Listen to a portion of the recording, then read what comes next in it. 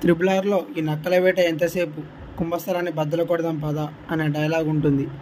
ఏ ముహూర్తంలో ఈ డైలాగ్ రాశారో గానీ, త్రిబుల్ ఆర్ మూవీ రిలీజ్ అయిన దగ్గర నుంచి అవార్డుల మీద అవార్డులు, అంతర్జాతీయ పురస్కారాలు, గౌరవాలు, సత్కారాలు ఒకదాని తర్వాత ఒకటి వచ్చి పడుతూనే ఉన్నాయి. తెలుగోడి సత్తాన్ని ప్రపంచవ్యాప్తంగా గుర్తించేలా, కాలర్ ఎగరేసుకొని తిరిగేలా త్రిబుల్ ఆర్ మూవీ చేసింది. ఈ మూవీ రిలీజ్ అయ్యి 15 నెలలు అయినా ఇంకా ఎక్కడో ఓ చోట ఈ సినిమా గురించి మాట్లాడుకుంటూనే ఉంటున్నారు. సినీ పురస్కారాల్లో అగ్రస్థానం పొందిన, ఆస్కార్ అవార్డు పొందిన మొట్టమొదటి తెలుగు చిత్రంగా ఈ మూవీ నిలిచింది. తాజాగా ఆస్కార్ కమిటీలో త్రిబుల్ ఆర్ టీం అరుదైన గౌరవం దక్కింది. ఆస్కార్ అవార్డులు అందజేసే Academy of Motion Picture Arts and సైన్సెస్లో ప్యానెల్ మెంబర్స్లో త్రిబుల్ ఆర్ టీంకు చెందిన 6గురికి ఛాన్స్ దక్కింది. ఇప్పటి వరకు దక్షిణ సినీ చరిత్రలో ఎవరికీ అవకాశం రాలేదు. ఇది మన తెలుగువారికి గర్వకారణం. ప్రపంచంలోనే ఎంతో ప్రతిష్టాత్మకమైనది ఆస్కార్ అవార్డులను అందించే the academy of Motion Picture Arts and sciences తాజాగా ఆస్కార్ కమిటీలో 398 మందికి మెంబర్షిప్ కల్పించింది. ఇందులో త్రిబుల్ ఆర్ టీంకు చెందిన 6గురు ఉన్నారు.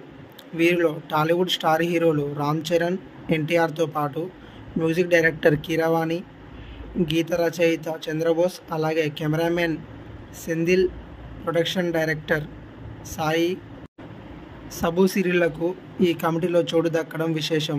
దీంతో సోషల్ మీడియా వేదికగా వీరందరికీ అభినందనలు వెలువడుతున్నాయి.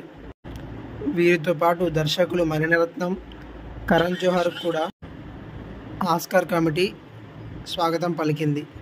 ఎస్ఎస్ రాజమౌళి దర్శకత్వంలో తెరకెక్కిన త్రిబుల్ ఆర్ గతేడాది మార్చి 24న విడుదలైన ఎన్నో అంచనాలను పెంచేస్తూ సంచలనాలను సృష్టించింది. వసూళ్ల పరంగా, కలెక్షన్స్ పరంగా ఎన్నో రికార్డులు క్రియేట్ చేసింది. కలెక్షన్ల సునామీ సృష్టించిన ఈ సినిమాలోని నాటు నాటు పాటను అత్యంత ప్రతిష్టాత్మకమైన పాటగా ఎంపిక కావడంతో ఆస్కార్ అవార్డు కూడా వరించింది.